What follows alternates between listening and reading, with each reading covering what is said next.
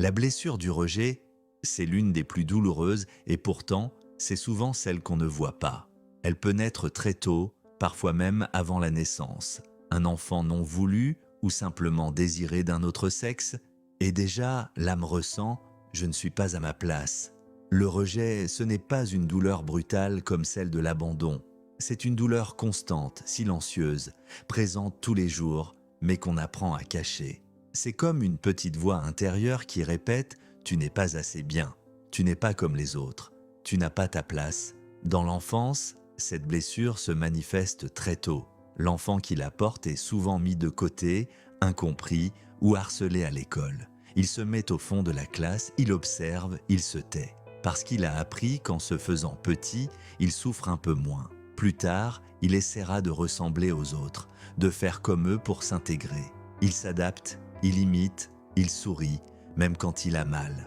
Mais à l'intérieur, il se sent différent, invisible, comme s'il vivait derrière une vitre. Le rejet crée une peur d'être remplacé.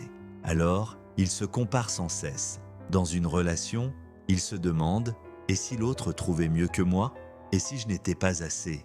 Même quand on l'aime, il a du mal à y croire. Devant le miroir, il voit ses défauts avant ses qualités.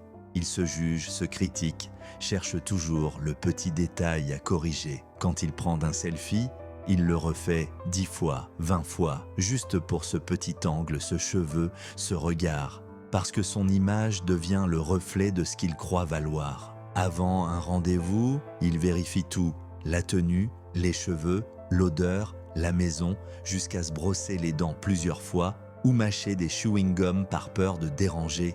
C'est une façon de dire « je veux être parfait pour être accepté ». Les personnes avec cette blessure vivent souvent à travers le regard des autres. Elles cherchent la validation, l'approbation, le « tu es bien comme tu es ». Mais même quand elles l'entendent, elles n'y croient pas vraiment. Parce qu'à l'intérieur, la blessure murmure encore « tu n'es pas assez ». Et pourtant, derrière cette peur du rejet, il y a une immense sensibilité. Ce sont des âmes profondes, délicates, attentives.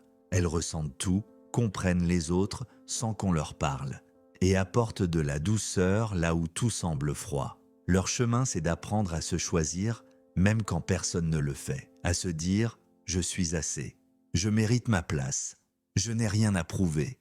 La guérison du rejet, c'est quand tu comprends que tu n'as jamais eu besoin de te faire aimer. Il suffisait simplement de t'aimer toi.